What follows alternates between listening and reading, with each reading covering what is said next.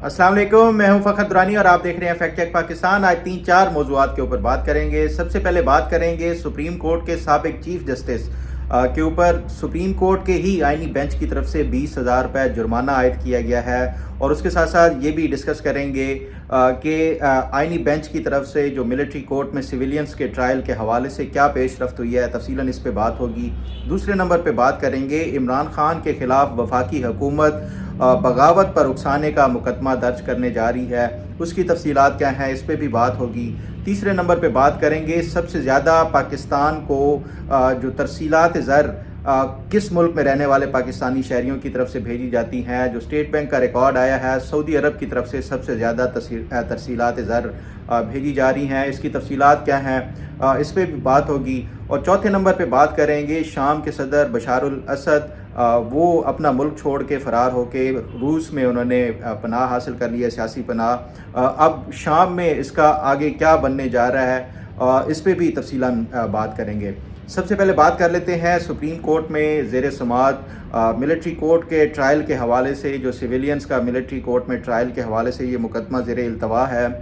उस पर साबिक चीफ जस्टिस हैं सुप्रीम कोर्ट के जस्टिस जवाद एस ख्वाजा, उनकी तरफ से दरख्वास्त दायर की गई थी। आपके इल्म में होगा कि ये काफ़ी अरसे से ये ज़ेर समात है केस, ख़ास तौर के ऊपर जो 9 मई से रिलेटेड मुकदमात थे, जिनके हवाले से इंसदाद दहशत गर्दी से मुकदमात मिलिट्री कोर्ट में ट्रांसफ़र किए गए थे, उनका ये मुकदमा ज़ेर समात था। उसको चैलेंज किया गया था सुप्रीम कोर्ट में, और सुप्रीम कोर्ट के ही साबिक chief justice justice Jawad S Khawaja ने अपने वकील यानी बैरिस्टर एतजाज़ एहसन, उनके जो वकालत में उन्होंने ये चैलेंज किया था। ये पहले जो सुप्रीम कोर्ट का रेगुलर बेंच था, लार्जर बेंच, वो सुन रहा था। फिर उसके बाद हमने देखा कि जब ये आइनी तरमीम आई है, तो उसके बाद क्योंकि ये जो कॉन्स्टिट्यूशनल मैटर्स थे उनके मुकदमात यहाँ पे ट्रांसफ़र हो गए जो आइनी बेंच है उसको, तो अब उसकी समात थी। लेकिन उस पर जो जस्टिस जवाद एस ख्वाजा के वकील थे एतजाज़ एहसन, उन्होंने एक दरख्वास्त दायर की कि जब तक 26वीं आइनी तरमीम का कोई फ़ैसला नहीं हो जाता, तब तक ये इस मुकदमे को जो कॉन्स्टिट्यूशनल बेंच है वो ना सुने। ये वही वाला मौक़िफ़ है जो कि सुप्रीम कोर्ट के जो सीनियर प्यूनी जज हैं जस्टिस मंसूर अली शाह, उनकी तरफ से अपनाया गया है। जस्टिस मंसूर अली शाह ने भी यही कहा था कि जब तक 26वीं आइनी तरमीम का कोई फ़ैसला नहीं होता, तब तक जो जुडिशल कमीशन का इजलास ना बुलाया जाए, क्योंकि उसके बाद अगर कोई फ़ैसले और उसके साथ साथ जो भी ये जो 26वीं आइनी तरमीम के बाद कोई भी इस तरह के फ़ैसले लिए जाते हैं, तो उनकी कानूनी हैसियत के हवाले से सवालात खड़े होंगे। उस पर जस्टिस याया अफरीदी ने, ये जो 2 दिन पहले जुडिशल कमीशन का इजलास हुआ, उन्होंने ये क्लैरिफाई कर दिया और ये कह दिया जस्टिस याया अफरीदी की तरफ से जो जुडिशल कमीशन की मीटिंग के दौरान ही कि इसका फ़ैसला जो कॉन्स्टिट्यूशनल बेंच है उसकी कमेटी जो बनी हुई है उसने करना है, और ये लार्जर बेंच का नहीं, ये उसी कॉन्स्टिट्यूशनल बेंच के हवाले से ही होगा। बहरहाल ये चीज़ पहले ही क्लैरिफाई हो गई थी। तो अब ये आज जो मुकदमा जब ये ज़ेर समात आया, तो उस पर जो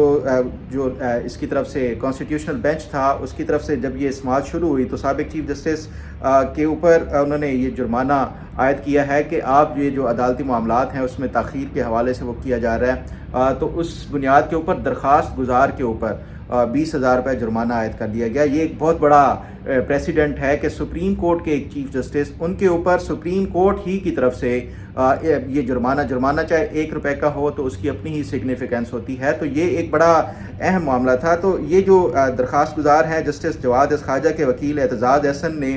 26वीं आइनी तरमीम के ख़िलाफ़ दरख्वास्तों का फ़ैसला होने तक समात ना करने की दरख्वास्त दायर की थी। जस्टिस अमीनुद्दीन ख़ान की सरबराही में 7 रुकनी आइनी बेंच ने इसकी आज समात की, और जस्टिस जमाल मंदोखैल, उन्होंने समात के दौरान ये रिमार्क्स दिए कि आपका कोई प्यारा ज़ेर हिरासत है। उस पर ये पूछा गया जब एतजाज़ एहसन से, तो उन्होंने कहा कि नहीं। तो इसलिए उन्होंने कहा कि इसलिए आप ताख़ीर चाहते हैं, अगर अदालत का दायरा इख्तियार तस्लीम नहीं करते तो यहाँ से आप चले जाएँ। दरख्वास्त गुजार के वकील ने दलाइल दिए कि आइनी तरमीम कलअदम हुई तो उसके तहत होने वाले फ़ैसले भी ख़त्म हो जाएंगे। ये बैरिस्टर एतजाज़ एहसन ने ये कहा, जिस पर जस्टिस मज़हर अली ने रिमार्क्स दिए कि फ़ैसलों को हमेशा तहफ़्फ़ुज़ हासिल होता है और हर समात पर ही ऐसी ही दरख्वास्तें दायर की जाती हैं कि इसका अगर 26वीं आईनी तरमीम कलअदम करार दे दी गई तो फिर उसका वो होगा। तो ये आज उन्होंने ये भी क्लैरिफाई कर दिया कि जो भी सुप्रीम कोर्ट की तरफ से ये फैसले किए जाते हैं उनको कॉन्स्टिट्यूशनल और लीगल प्रोटेक्शन हासिल होती है, वो फैसले कलअदम करार नहीं दिए जाते। जस्टिस जमात मंदोखैल ने यह भी कहा कि सुप्रीम कोर्ट आईनी तरमीम के तहत ही काम कर रही है, जो भी बेंच बन रहे हैं नई तरमीम के तहत ही बन रहे हैं और आईनी तरमीम का मुकदमा भी तरमीम के तहत बनने वाला ही यही कॉन्स्टिट्यूशनल बेंच वो सुनेगा, ना कि ये जो लार्जर बेंच का एक सवाल पहले से उठाया जाता था। गोया इस मुकदमे में उन्होंने ये भी क्लैरिफाई कर दिया कि ये जो आईनी तरमीम वो कानून आईनी तौर के ऊपर वो ठीक है या नहीं है, उसका फ़ैसला ये कॉन्स्टिट्यूशनल बेंच सुनेगा। तो ये काफ़ी सारे जो सवालात थे मैं समझता हूँ कि उसका अब इस समाअत में भी जो है वो मिल गया है, उसका जवाब मिल गया है। फिर उस पर हफीज़ुल्लाह न्याज़ी जो थे बैरिस्टर हसन न्याज़ी के वालिद,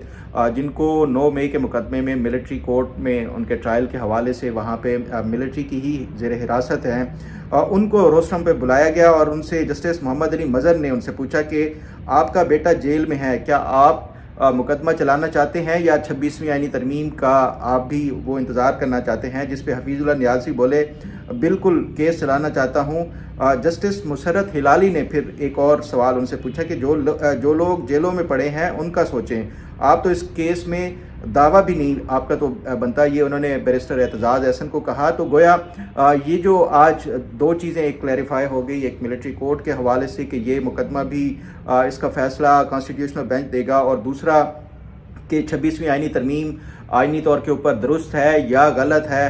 उसका फ़ैसला भी ये कॉन्स्टिट्यूशनल बेंच करेगा, ना कि सुप्रीम कोर्ट का लार्जर बेंच करेगा। जिस तरह जस्टिस मंसूर अली शाह ने अपने ख़त में लिखा था, या जो साबिक चीफ़ जस्टिस हैं जस्टिस जवाद ख्वाजा, उनकी तरफ से ये दरख्वास्त दायर की गई है, उससे ये चीज़ें क्लैरिफाई हो गई हैं। अब देखना ये है कि ये सुप्रीम कोर्ट की तरफ से जो मिलिट्री कोर्ट में सिविलियन का ट्रायल उसको जायज़ करार दिया जाता है या लीगलाइज करार दिया जाता है या नहीं दिया जाता। अब कल इसकी फिर समाअत है,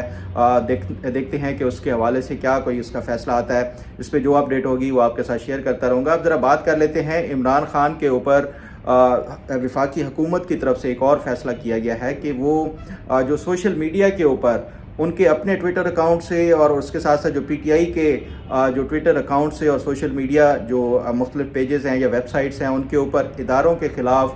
जो बगावत पर उकसाने का और उसके साथ साथ इंतशार फैलाने के हवाले से ये जो पोस्टें की जाती हैं, उसकी बुनियाद के ऊपर एक तो वफाकी हुकूमत ने FIA को साइबर क्राइम के तहत इनकी एक इंक्वायरी करने का कहा था, और साथ साथ ये भी कि दूसरा जो भी इसकी तरफ से रिकमेंडेशंस और जो भी इसकी तरफ से जो फाइंडिंग्स थी उसकी बुनियाद के ऊपर वफाकी हुकूमत ने अब ये फ़ैसला किया है कि इमरान खान के ख़िलाफ़ इदारों के ख़िलाफ़ अवाम को उकसाने और बगावत पर उकसाने के जो है वो मुकदमा दर्ज किया जाएगा, और इसके हवाले से जो पाकिस्तान पीनल कोड है उसके तहत उसकी मुख्तलिफ शिकों के तहत इमरान खान के ऊपर ये नया मुकदमे के लिए वफाकी हुकूमत इसका जो है वो उसकी मुद्दत में ये मुकदमा दर्ज किया जाएगा। गोया जो इमरान खान का एक तो 9 मई के हवाले से जो मुकदमात हैं और उसके साथ साथ अब ये एक नया जो मुकदमा है वो वफाकी हुकूमत की तरफ से वो बनाया जाएगा, और वो भी बगावत का। इसके हवाले से जो इमरान खान का ये कहा जाता था कि वो डील के ज़रिए कोई उनके ऊपर कोई जो है नरमी बरती जा सकती है। बज़ाहिर ऐसा लगता है कि ना ही जो वफाकी हुकूमत है उसकी तरफ से कोई इंडिकेशन नज़र आ रही है, और ना ही उसके साथ साथ जो मिलिट्री इस्टेब्लिशमेंट की तरफ से ये कहा जाता था कि शायद कोई बैकडोर जो मामलात चल रहे हैं कोई पीटीआई के। इस हवाले से जो मेरी भी मुख्तलिफ पीटीआई के सीनियर लोगों से बात हुई, वो भी ये कहते हैं कि हम किस तरह से जो मिलिट्री इस्टेब्लिशमेंट है उससे बात करें। एक दिन अगर हम बात करें और कोई थोड़ी सी डेवलपमेंट हो तो हम देखते हैं कि दूसरे दिन इमरान खान की तरफ से कोई नया जो है वो ऐलान जारी हो जाता है। उसकी एग्ज़ाम्पल भी जो मेरे ज़राए हैं वो बताते हैं कि ये जो ख़ास तौर के ऊपर 24 नवंबर वाली फ़ाइनल कॉल थी, ये किसी पार्टी को जो पार्टी के लीडर हैं या इवन जो पॉलिटिकल कमेटी है उसको कंसल्ट नहीं किया गया। फिर अब जो नई इन्होंने सिविल नाफरमानी की तहरीक के हवाले से भी ये किसी हवाले से जो मकामी जो यहाँ पे दस्तयाब क़यादत है उसकी तरफ से उनको कोई कंसल्ट नहीं किया जाता, और ना ही कोई पॉलिटिकल कमेटी की तरफ से بعض جو لیڈرز ہیں وہ کہتے ہیں کہ ہم تو عمران خان کے جو سوشل میڈیا اکاؤنٹس ہیں ادھر ہی سے ہمیں یہ پتہ چلتا ہے کہ یہ فیصلہ ہو گیا ہے، تو گویا جو عمران خان کا سوشل میڈیا جو اکاؤنٹ ہے وہ چلا رہے ہیں، وہ ڈکٹیٹ کر رہے ہیں، یا پھر عمران خان ہی جو ہے تمام فیصلے کر رہے ہیں۔ اس لیے اسٹیبلشمنٹ کے ساتھ کوئی بات چیت کا تبھی فائدہ ہو سکتا ہے کہ عمران خان کی طرف سے 100% یہ گارنٹی دی جائے کہ جو بھی جو مقامی یہاں پہ دستیاب قیادت ہے وہ کوئی بھی اسٹیبلشمنٹ کے ساتھ بات چیت کرے، یا جو سیاسی جماعتیں ہیں ان کے ساتھ بات چیت کرے، تو تبھی کوئی پیش رفت ہو سکتی ہے۔ لیکن عمران خان کی طرف سے کوئی اس حوالے سے نہ ہی ان کو آزادی دی گئی ہے اور نہ ہی وہ اختیارات دی گئے ہیں۔ تو اس لیے جو بھی اگر کوئی ڈیل ہونی ہے اسٹیبلشمنٹ کے ساتھ، یا جو بیک ڈور مذاکرات ہونے ہیں، تب تک نہیں ہو سکتے جب تک عمران خان خود اگری نہ ہو، یا خود ان کو جو ہے وہ براہ راست یا بالواسطہ وہ کسی کو بھی وہ مقرر کریں، ان کے ساتھ جب تک کوئی بات چیت کا وہ نہیں ہوتا تب تک یہ عمران خان کے ساتھ ڈیل والا اور یہ کوئی معاملات نہیں چل رہے۔ گویا یہ جو اسٹیبلشمنٹ کے ساتھ وہ ایک چل رہا تھا میڈیا اور سوشل میڈیا کے اوپر، اس کا بھی جو میرے مختلف ذرائع ہیں وہ یہ بتا رہے ہیں کہ کوئی اس طرح کی اپڈیٹ یا کوئی پیش رفت ابھی تک نہیں ہو رہی۔ بہرحال اس حوالے سے جو مزید اپڈیٹ اور پیش رفت ہوگی وہ آپ کے ساتھ شیئر کرتا رہوں گا۔ اب ذرا بات کر لیتے ہیں سپریم جو اسٹیٹ بینک آف پاکستان کی طرف سے نئے اعداد و شمار جاری کیے گئے ہیں، جس کے مطابق جو ترسیلات زر کا ریکارڈ ہے وہ بڑا اہم، اور اس میں جو سب سے امپورٹنٹ چیز ہے کہ کس ملک سے سب سے زیادہ پاکستان کو ترسیلات زر بھیجے گئے ہیں۔ یہ اس لیے بھی امپورٹنٹ ہے کیونکہ عمران خان کی طرف سے یہ جو اب سول نافرمانی کی کال کا وہ دیا گیا ہے یا بتایا جا رہا ہے، اس میں جو سب سے پہلی آپشن ہی عمران خان کی طرف سے جو بتایا جا رہا ہے کہ وہ جو اوورسیز پاکستانیز ہیں ان کو یہ اپیل کی جائے گی اور ان کو کہا جائے گا کہ وہ پاکستان پیسے نہ بھیجیں۔ ترسیلات زر ہی کے اوپر پاکستان کا جو دو میجر جو پاکستان کے جو فورن ریزروز کے حوالے سے یہ جو سورسز ہیں پیسے کے حوالے سے، وہ ایک تو ایکسپورٹ کا ہے اور دوسرا یہ ریمیٹنسز ہیں یا ترسیلات زر ہیں، ان کے ذریعے ہی پاکستان کو فورن ریزروز ملتے ہیں، جو کہ اراؤنڈ 60 بلین سے اوپر نیچے کبھی کبھار ہوتا رہتا ہے۔ تو اس میں سے یہ جو نئے اعداد و شمار آئے ہیں، اس کے مطابق 2024 میں اب تک جو اسٹیٹ بینک کے اس کے مطابق اعداد و شمار کے مطابق جو ٹوٹل پیسے آئے ہیں 2024 میں اب تک، جو اس میں 27.33 بلین ڈالر یعنی 27.33 بلین ڈالرز جو ہیں وہ 2024 میں آئے ہیں۔ اگر اس کو سال بائی سال، ایئر بائی ایئر کا وہ دیکھا جائے، اس کا ریکارڈ دیکھا جائے، تو 2021 میں جو ٹوٹل ریمیٹنسز تھی وہ 29.45 بلین ڈالرز تھے۔ پھر یہ اسٹیٹ بینک کے ریکارڈ کے مطابق 2022 میں 31.23 بلین ڈالرز تھے۔ پھر 2023 میں 27.33 بلین ڈالرز تھے، اور جبکہ ابھی 2024 میں، وہ میں 2023 کا بتا گیا تھا، 2024 میں جو اب تک ہے 30.25 بلین ڈالرز اب تک بھیجے جا چکے ہیں، جو پاکستانیوں کی طرف سے